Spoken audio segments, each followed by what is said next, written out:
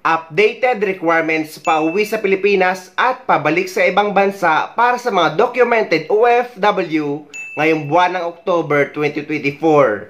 Napakabilis guys na mga buwan at matatapos na ang taong 2024.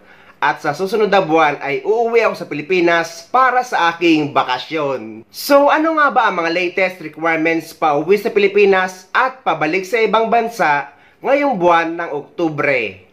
Ang sagot guys ay dati pa rin, wala namang pagbabago. So kapag uuwi kayo sa Pilipinas, ang kailangan nyo lang dalhin ay e-travel arrival card registration at ang inyong passport at ang inyong ticket. At may exit at re-entry visa naman na kinakailangan sa mga OFW na manggagaling sa bansang Saudi Arabia. Take note guys na ang exit re-entry visa ay para lamang sa mga taga-Saudi. Hindi ko alam sa ibang bansa kung kinakailangan ito or mayroon ito. Dito naman kasi sa United Arab Emirates or dito sa Dubai, ay wala namang tinatawag na exit re-entry visa kapag uuwi kayo sa Pilipinas. Kinakailangan lang dito ng exit visa or ng cancellation paper o kaya naman ng release paper kapag magfufurgod na sa Pilipinas. Again, additional requirements para sa mga OFW na may mga employment changes. Kagaya ng mga OFW na nag-change employer, change job site, mga nag-change company name kahit pareho pa rin ang owner, mga nag-change position, at yung mga OFW na nag-change ng marital status na napalitan ang apelyido sa passport, visa at kontrata. At yung mga OFW na galing sa visit visa na naging employment visa dito sa ibang bansa. At yung mga OFW or mga documented OFW na first time na uuwi sa Pilipinas. Sinasama ko guys ang mga OFW na first time na uuwi sa Pilipinas kahit pa mga documented OFW na pumunta sa ibang bansa na hindi hawak ang kanilang PAPS-BAM record or PAPS-BAM account at wala silang kasiguraduhan sa kanilang PAPS-BAM record na mostly ay agency ang gumagawa. Lahat ng nabanggit ko ay kailangan nyo magpa-verify o required kayo magpa-verify ng kontrata sa Polo Office kung saan bansa kayo nagtatrabaho para makakuha kayo ng updated UUIC sa POA at para hindi kayo magkaproblema kapag pabalik na kayo sa abroad. Sa mga OFW naman na dati nang nakapag-verify ng kontrata, dati nang nakauwi sa Pilipinas at babalik muli sa parehong employer at walang any employment changes, pwede na kayo makapag-acquire ng UUIC exemption online gamit ang PAPS-BAM account nyo. At hindi na required ang panibagong Polo contract verification. Ngunit may ilang OFW naman ang mga nagsishare o nagbabahagi na hinanapan pa rin sila ng Polo verified contract sa immigration kahit balik manggagawa na sila. Meaning yung mga babalik sa parehong employer at wala namang any employment changes. Ang pwede nyo guys gawin ay dalhin nyo lang ang latest printed contract nyo galing sa inyong employer. Dalhin nyo na lang din ang lumang Polo verified contract nyo dahil yung lumang Polo verified contract ay pareho lang naman din sa kontrata na ibibigay sa inyo ng inyong employer. At hindi naman nga madalas yan hinahanap sa immigration basta mayroon ka ng UUIC. Pero sa mga gusto naman magpa-verify ng kontrata sa Polo Office bawat uwi sa Pilipinas or kada bakasyon, ay wala namang problema, mas maigi pa nga yun. Yung pangatlo po yung tinatawag nating balik manggagawa or returning workers, no? Ito pong balik manggagawa, sila po yung dati nang nagtrabaho sa abroad, meron po silang valid employment contract at nagbakasyon lang panandalian sa Pilipinas at muli pong babalik sa kanilang employers, no? Sila po ay mga OEC exempt. Kung kayo naman po ay balik manggagawa, online na po ito. Kung babalik po kayo sa inyong dating pinagtatrabahuhan, meron na pong tinatawag na OEC Exemption Certificate na inyo na pong makukuha sa sarili ninyong online account sa Department of Migrant Workers. Hindi nyo na po kailangang pumunta dito sa amin dahil dire-diretso po yung pagkuha ng OEC sa inyong online account. Ito naman ang mga requirements na kailangan nyong dalhin pabalik sa ibang bansa para sa mga documented OFW. Nga pala guys, para sa mga nagtatanong na kung matagal na daw ba sa abroad, ay kailangan pa daw ba ng UUIC? Ang sagot guys, kahit matagal ka na sa abroad or kahit veterano ka ng OFW, at kahit baguhan or kahit ano man ang status mo basta isa kang working o mas kilalang overseas Filipino workers, ay kailangan natin ng OEC dahil exit clearance yan ng mga OFW para makapunta sa ibang bansa. Hindi ka makakaalis sa Pilipinas papunta sa abroad kapag walang OEC. So, eto ang mga requirements na kailangan dalhin ng mga OFW papunta or pabalik sa ibang bansa. Number 1, ang inyong e-travel departure card registration. Number 2, ang inyong OEC or OEC exemption. Number 3, ang inyong valid working visa. Sa mga OFW naman na nadirito sa United Arab Emirates, ay ang Emirates ID na natin ang nagsisilbing visa natin dito. Number 4, ang inyong valid passport. Number 5, ang inyong ticket. At number 6, hindi naman ito hinahanap guys sa immigration. Pero lagi ko sinasuggest na dapat lagi tayo mag-renew ng ating OWA membership kada 2 taon. Dahil proteksyon ng mga OFW ang OWA membership just in case may mangyari sa isang OFW habang nagtatrabaho sa ibang bansa. Dahil ang ating OWA membership ay maihahalin tulad sa isang insurance.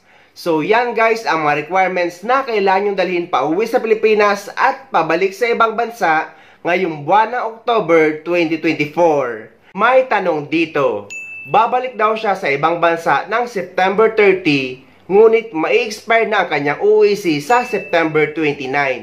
Ano daw ba ang dapat gawin? Ang kailangan nyo lang gawin guys kapag nasa ganitong sitwasyon ay mag-reacquire kayo or kumuha kayo ng bagong OEC gamit ang POPSBAM account nyo after na ma-expire ang hawak nyong OEC. Hindi kayo makakapag-reacquire kapag valid pa ang OEC nyo. Dapat after expiration. Ngunit dahil nga dikit na ang expiration ng OEC ni kabayan sa mismong flight niya at minsan ay hindi agad nakakapag-reacquire ng panibagong OEC gamit ang POPSBAM kapag ka-expire pa lang, ang pwede nyong gawin guys ay pwede kayo dumaan sa POA desk na matatagpuan nyo sa NAIA kung sa NAIA kayo manggagaling.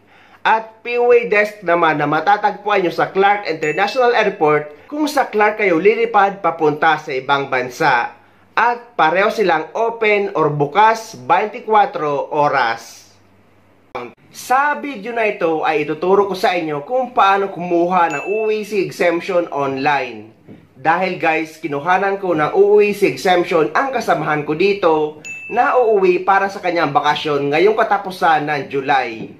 Isang buwan lang kasi ang bakasyon na kinuha niya, kaya pwede na siya mag-acquire ng OEC exemption dahil 2 months naman ang validity nito. At ginawan ko din ng video para maipakita at maituro ko sa inyo. At para makapag-acquire na kayo ng inyong OEC exemption ay pupunta kayo sa POPSBAM website na onlineservices.dmw.gov.ph na ilalagay ko na yung link sa description ng video na ito para hindi na kayo magkamali.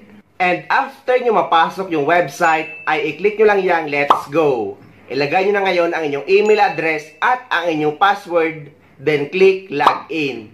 Pero guys, kapag ganito ang lumalabas, ay huwag kayong matakot dahil kailangan nyo lang muli ulitin ang inyong pag-login. At inulit ko nga ulit ang pag-login ng email address at ng password ng kasama ko. At nakapag-login na nga ako. At makikita nyo dito na input your pag-ibig ID. I-close nyo lang yan guys kung wala naman kayong pag-ibig dahil pwede naman kayo makapag-proceed kahit walang pag-ibig number. Hindi kagaya dati. Then, eto na guys, kapag nandito na kayo sa inyong dashboard para makapag-acquire na kayo ng inyong OEC exemption, ay i-click nyo yung balik manggagawa na nakalagay sa gilid. At lalabas ito. Mababasa nyo dito, passport data available. Pag-ibig number, not available. Pero i-click nyo lang yang next. At lalabas ito, previous BM contract do not have deployment details. Huwag kayong matakot guys. I-click nyo lang yang close. Then ilalagay nyo na ang date ng pabalik nyo sa ibang bansa. Take note guys na kapag mag-a-acquire kayo ng OEC exemption is ang date pabalik sa ibang bansa or yung flight nyo pabalik sa ibang bansa ang ilalagay nyo. Dahil ang ating OEC or OEC exemption ay ginagamit natin kapag papunta tayo sa abroad or sa bansa kung saan tayo nagtatrabaho. And after nyo malagay yung date ng flight nyo pabalik sa ibang bansa, ay i-click nyo lang yang next. At lalabas na ito guys. May mga tanong dyan sa baba na kung are you returning to this employer? Are you returning to this job site? Are you returning to this position? At yung pang-apat na tanong na you aware daw na you may face disciplinary action kung mga maling impormasyon ang ilalagay mo. Ang sagot dyan guys ay kailangan nyo lang lahat i-click ang yes. Dahil nga wala namang pagbabago sa employment information nyo. And after nyo maklik lahat ng yes ay lalabas na ito. Evaluator's remarks. At may makikita nyo dyan na pula, print OEC at nakalagay lahat ng information nyo at status completed. So, i-click nyo lang yan guys, kulay pula na print OEC. And after nyo maklik yung print OEC at dapat meron kayong document viewer para makita nyo ang inyong OEC. So, kapag naklik nyo na yan, ay eto na guys. Yan na ang inyong OEC exemption. Ganun lang kadali mag-acquire ng OEC exemption sa inyong PAPSBAM account. So, ang tanong ng karamihan na kailan pa daw ba magpa-verify ng kontrata kapag nakapag-acquire na ng OEC exemption at babalik lang din sa parehong employer at wala namang pagbabago sa employment information.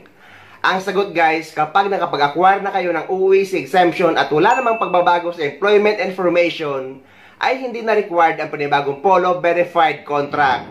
Okay na yan guys, dalhin nyo lang inyong printed valid contract kapag magbabakasyon kayo sa Pilipinas, just in case man hanapin sa immigration. So ayun guys, sana may nakuha kayong idea at sana nakatulong ang video na ito sa inyo. At sa mga hindi pa dyan nakasubscribe sa channel ko, please don't forget to subscribe my YouTube channel and please click the notification bell para lagi kayo updated sa mga upcoming videos na gagawin ko tungkol sa mga updates sa ating mga OFW. Mula dito sa Dubai, maraming salamat. See you next time.